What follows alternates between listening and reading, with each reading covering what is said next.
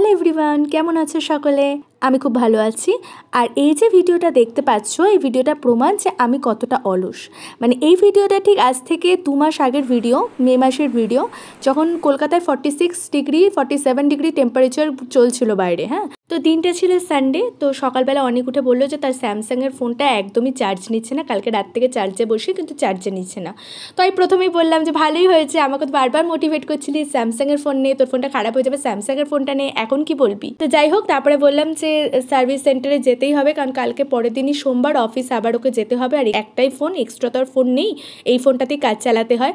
তো তাই বললাম যে তাহলে সার্ভিস সেন্টার, কিন্তু সানডে সার্ভিস সেন্টার খোলা থাকে কিনা এইটা নিয়ে আমাদের মধ্যে একটা আশঙ্কা হচ্ছিলো, এবং আমি প্রায় সব সার্ভিস সেন্টারে ফোন করার চেষ্টা করি, কিন্তু কেউ ফোনটা রিসিভই করে না। তো আমি বললাম যে তাহলে ইমলে আছে সার্ভিস সেন্টার, তো চল আগে ইমলেই ঘুরে দেখি। তো আমি তাড়াতাড়ি সকালবেলা ব্রেকফাস্ট করেই, দেখলে টোস্ট আর চায়ের জন্য দুধ বসিয়েছিলাম, তো সেই তাড়াতাড়ি ব্রেকফাস্ট করে আমরা ইমলের উদ্দেশ্যে বেরিয়ে গেছিলাম। আর এই সানগ্লাসটা পরলে আমাকে না পুরো অন্ধ অন্ধর মতো লাগে, তাই জন্য আমার সানগ্লাস পরা একদম পছন্দ হয় না। আর এই সানগ্লাসটা ছিল অনিকের, কিন্তু যাই হোক এই গরমের মধ্যে সানগ্লাসটা পরে চোখটার কিন্তু একটু আরাম লাগছিল। আর এই আমরা ঢুকে পড়েছিলাম এখন ইমলে। তো সার্ভিস সেন্টার অনেক আছে, কিন্তু ইমলেরটা বাড়ির আমার কাছাকাছি, তাই জন্যই গেছিলাম। কিন্তু ওখানে গিয়ে জানতে পারলাম যে আজকে রোববার, সার্ভিস সেন্টার বন্ধ, এবং অনেক জায়গায় সার্ভিস সেন্টারও বন্ধ। তো ভেতরে ঢুকে যাই, প্রথমে আমরা যখন ঢুকলাম, এই গরমের যা বাইরে অবস্থা ছিল, ভেতরে ঢুকে কিন্তু বেশ শান্তি লাগছিল। বাইরে বেরোতে তো একদম ইচ্ছা করছিল না, কিন্তু যখন কাজ হবে না বাইরে তো বেরোতেই হবে। আর এদিকে অনেক বলছিল এত গরমের মধ্যে তোকে ভিডিও করতেও হচ্ছে, কি করে বোঝাবো এদেরকে যে ডেইলি মিনি ব্লগ যারা করে তাদেরকে প্রত্যেক দিনের মোমেন্ট বা কোথাও বেরোলে সেই মোমেন্টগুলো ক্যাপচার করতে হয় আর মিনি ব্লগ হিসাবে এটা পোস্ট করতে হয়। এরা কেউ বুঝবে না, কিন্তু যারা ব্লগ করো, যারা মিনি ব্লগ এডিট করো, তারা তো জানে। আর গরমের মধ্যে কিছু রিফ্রেশিং খেতে ইচ্ছা করছিল, কিন্তু কোল্ড ড্রিঙ্কসটা অ্যাভয়েড করেছিলাম আমরা। তো ওআরএস এর মতো একটা দেখলাম যে একটা রিফ্রেশিং ড্রিঙ্কস আছে, আমি জানি না সত্যি করে তো ওআরএস থাকে কিনা, একটা অরেঞ্জ ফ্লেভারের মতো ছিল আর 30 টাকার মতো দাম ছিল। তো আমরা সেটাই খেলাম। যে কাজের জন্য গেছি সে কাজ না মিটিয়ে ফেললে তো হবে না। তো আমি দেখলাম যে গড়িয়াতে একটা সার্ভিস সেন্টার আছে যেটা রোববারও খোলা থাকে। প্ল্যানেট থেকে গড়িয়াটা কিন্তু অনেকটা দূর, আর এই প্রচন্ড গরমের মধ্যে যেখানে রাস্তায় বেরোতে পারছে না মানুষ, প্রচন্ড লু চলছে, কিন্তু আমাদের কাজ ছিল বলে বেরোতেই হয়েছিল। তো সেন্টারে গিয়ে ফোনটা জমা দেওয়ার পর ওরা বললো যে এদের খুলে দেখতে যে কি হচ্ছে, কেন হচ্ছে, এই পুরো জানতে ওদের পুরোপুরি 4 ঘন্টা সময় লাগবে। তো অনেক বললো দুপুর হয়ে গেছে, চল তাহলে খেয়ে আসি। তো প্রথমে আমরা একটুখানি ওই গড়িয়ার সাইডে যারা থাকো, আপনজন হোটেলটা যেখানে আছে তার ঠিক অপোজিটে দেখবে একটা লস্যির দোকানে আছে। আর এই লস্যির দোকানে একটা কি ভালো জিনিস, এই লস্যিতে না এক গাদা চিনি বা মিষ্টি দেয় না, লস্যিটা না একটু টক টক হয়, আর লস্যির ওপর লাস্টে একটু মালাই ফেলে দেয়। তো বেশ ভালো লাগছিল। আমি অনেকের দিকে এই কারণেই হাসছিলাম যে ক্যামেরা দেখলেই কিন্তু ও রেগে যায়, ইচ্ছে করে খচানোর জন্যই আর কি ক্যামেরাটা বারবার ওর দিকে দেখাচ্ছিলাম। তো তারপর এখন আমরা হোটেল আপনজনে চলে এসেছিলাম। তারপর আমি অনেকে বললাম কি খাবি, তো বললো ছুটির দিন একটু মাংস না খেলে হয়, বাবুর এই দিক নেই ওই দিক আছে, গরমের মধ্যে মাংস ঠিক খেতে হবে। তাই বললাম যে তাহলে চিকেন, বলে না না মাটন খাবো।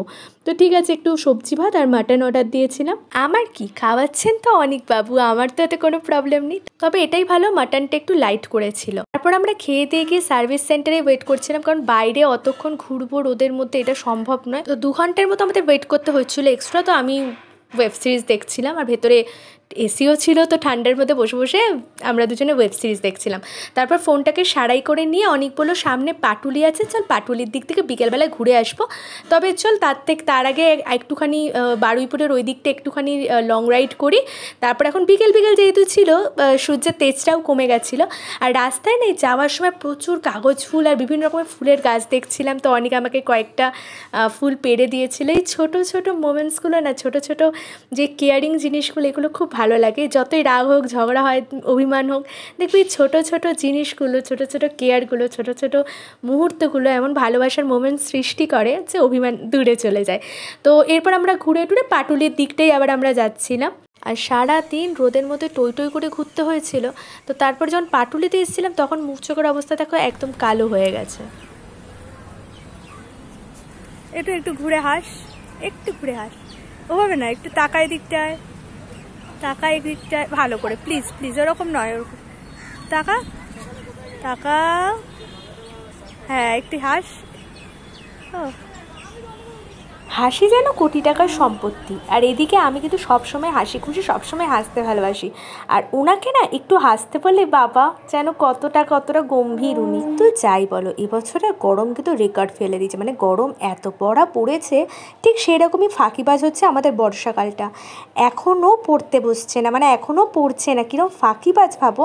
গরম কিন্তু বরাবরই খুব ভালো স্টুডেন্ট, খুব ভালো পড়াশুনো করে। আর কি পড়ান পড়েছে এবছর।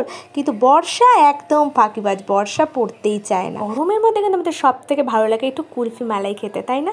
তো একজন পেস্তা কুলফি বিক্রি করছিল ঘরোয়া, মানে উনি ঘরেই তৈরি করেন। তো সেখান থেকে আমি 2টো পেস্তা কুলফি নিলাম, আর একে অনেক কষ্টে অনেককে একটু বুমেরাং করিয়েছি। কুলফিটা আনার পর কীরকম করে পায়ের ওপর পা তুলে বসে আরাম করে খাচ্ছেন বাবু। হ্যাঁ, আর আমি যখন বলেছিলাম নিয়ে আয় না রে, তখন বলছিল যা তুই গিয়ে নিয়ে আয়। আর ওইখানে দেখো এখন পেস্তা কুলফির দোকানে, মানে পেস্তা কুলফি ভিড় হয়ে গেছে। আর আমি যখন গেছিলাম তখন কেউ নিচ্ছিল না, পুরো ফাঁকা ছিল। এরকম দেখবে হয় মানুষ না একজন কিছু বিক্রি করলে সহজে তার কাছে কিছু নিতে চায় না, কিন্তু দেখবে যখন একজন দুজন করে যাওয়া শুরু করে তখন বাদবাকিরা আসে। ও তাহলে বোধহয় জিনিসটা ভালো। যদি পাটুলির দিকে কেউ যাও তাহলে দেখবে উনি পেস্তা কুলফি বিক্রি করেন, হাজব্যান্ড ওয়াইফ মিলে বিক্রি করে, ঘরেই তৈরি করে, খুব ভালো। ভেতরে কাজু কিশমিশ পেস্তা সবই দেওয়া থাকে। আর এদিকে উনি খেয়ে আমাকে তার বলছে প্যাকেটটাও ফেলে দে না রে, মানে উনি নড়তে পারবেন না, তো আমাকেই ফেলতে হলো অগত্যা। চা ও নচিকেতায় যে অনেক ধরনের চা পাওয়া যায়, যারা পাটুলিতে চা ও নচিকেতায় চা খেয়েছো তারা তো জানো।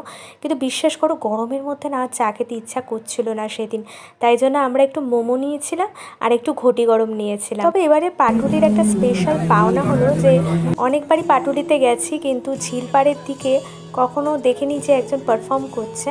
তো এইবারে দেখলাম যে একজন গিটার নিয়ে ঝিলপাড়ের দিকে পারফর্ম করছে, গান গাইছে, এবং আমরা তখন ঘটি গরম খাচ্ছিলাম আর ওনার গানটা এনজয় করছিলাম।